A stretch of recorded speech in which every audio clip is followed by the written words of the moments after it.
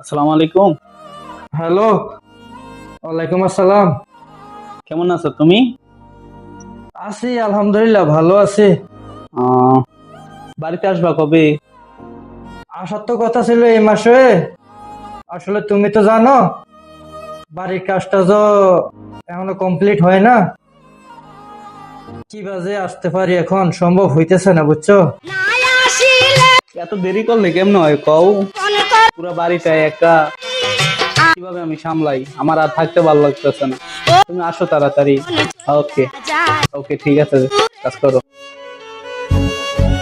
কয়েকদিন পর। কই ভাবি আছেন নাকি বাসায়? ও ভাবি, ভাই, কি অবস্থা, কেমন আছেন? তো ভাই ভালো আছি। আইছেন আপনি? আসলাম তো। বসেন ভাই। তা চেহারা টেহারা শুকনা কেন? দেখে তো মনে হচ্ছে মন টন খারাপ। না ভাই, মন খারাপ না, আপনার বাইরের লোক একটু কথা বলছেন। ভাইয়ের সাথে কথা বলছেন, তা কি হয়েছে? আমরাও তো ভাই নাকি? ও ভাই আসেন তো। কোনো সমস্যা হলে আমাদের জানায়েন। না ভাই, এর ওই রকম ধরনের কোনো সমস্যা না। বুঝতে তো পারতেছেন, স্বামী বিদে। সবই তো বুঝি ভাবি, তারপর তো মনে করেন আপনাদের একটা চাওয়া পাওয়া আছে, তো কোনো কিছু না মনে করলে আমার কাছে খুলে বলবেন, সমস্যা নাই, আমরা তো আছি। হ্যাঁ ভাই, আপনারা তো আছেন। কোনো কিছু না মনে করলে একটা কথা বলি, যদি আপনার কোনো কিছু দরকার পড়ে, ভাই শরীরে ধরেন না। সেদিন তোমার প্রথম তো সেটাই তো বলতেছি, আপনার যদি কোনো দরকার পড়ে আমারে বলবেন। কাছের বলতে তো আমি এখন আপনার আপন, তাছাড়া তো আর কেউ নাই। ও মা। ঠিক আছে ভাই, ধন্যবাদ। তো ভাবি আজ যাই, একটা ইমার্জেন্সি কল আসছে, তো পরে আরেকদিন আসবেন। ঠিক আছে ভাই, যান। 3 দিন পরে। ওই ভাবি আসেননি বাসায়? হ্যাঁ ভাই। আজকে তো আপনার জন্য একটা জিনিস নিয়ে আইছি ভাবি। আমার জন্য? হ্যাঁ, কি জিনিস ভাই? এই একটা মোবাইলে জিনিস দেখেন।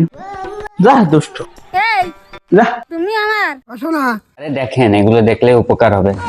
না দেখেন। ভাই, এগুলো দেখ- কোথায় গেলাম? দেখেন, লজ্জা পেয়েন না, আমরাই তো। যা।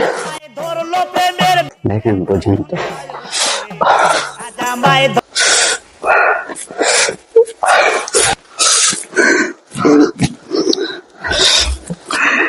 যা দুষ্ট, আমার লজ্জা পাইটা। ওই দিনে প্রবাসী ফিরিল না বলে। চাচা আসসালামু আলাইকুম। ভালো আছেন?